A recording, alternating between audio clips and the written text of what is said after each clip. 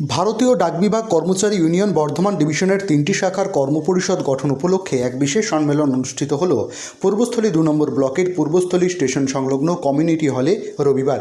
এদিন রবিবার বেলা 10টা থেকে শুরু হওয়া এই সম্মেলন চলবে সন্ধ্যা পর্যন্ত। মূলত ডাকবিভাগ কর্মচারী ইউনিয়নের এনইউজিডিএস, এনইউপিই পোস্টম্যান এমটিএস ও এনএপিই গ্রুপ সি বিভাগের কর্মপরিষদ গঠন অনুষ্ঠান অনুষ্ঠিত হয়। এ প্রসঙ্গে এদিন রবিবার বেলা 2টো নাগাদ এনইউপিই পোস্টম্যান এমটিএস বর্ধমান ডিভিশনের এক সদস্য সুদীপ হালদার তিনি জানান, বর্ধমান ডিভিশনের 3টি বিভাগের 2 বছর অন্তর কর্মপরিষদ গঠন হয়। সেই মতো এবছর পূর্বস্থলীতেই কর্মপরিষদ গঠন হচ্ছে।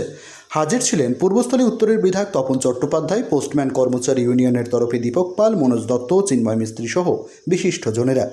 সৈয়দ আবু জাফর ও অরুণিমা দেবনাথের রিপোর্ট, পলাশী বার্তা। বর্ধমান ডিভিশনের একটা ডিভিশন কনফারেন্স হচ্ছে।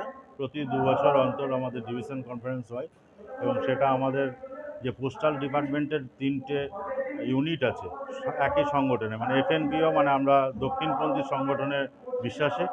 তো আমাদের ওই এফএনপিওর ব্যানারে আমরা ফেডারেশন এফএনপিওর ব্যানারে আমরা 3টে সংগঠনের ইউনিট, মানে জিডিএস একটা সংগঠনের ইউনিট, P4 মানে পোস্টম্যান এমটিএস একটা সংগঠনের ইউনিট এবং ক্লাস 3 মানে পিএ ক্যাডার, এই 3টে ইউনিট নিয়ে প্রতি 2 বছর অন্তর আমাদের একটা ডিভিশন কনফারেন্স হয়। ডিভিশন কনফারেন্সের মাধ্যম দিয়ে সেখানে প্রতিটা ইউনিটের সেক্রেটারি মানে সম্পাদক এবং প্রেসিডেন্ট এইটা নির্বাচিত হয় এবং ইলেকশন নয়, ওটা সিলেকশনের মাধ্যমেই নির্বাচিত হয়, তবে মেজরিটির মাধ্যম দিয়ে, মানে মেজরিটির উপরে নির্ভর করে। সেই প্রক্রিয়াটা আমাদের ওপেন সেশনে আজকে সেটা অ্যানাউন্সমেন্ট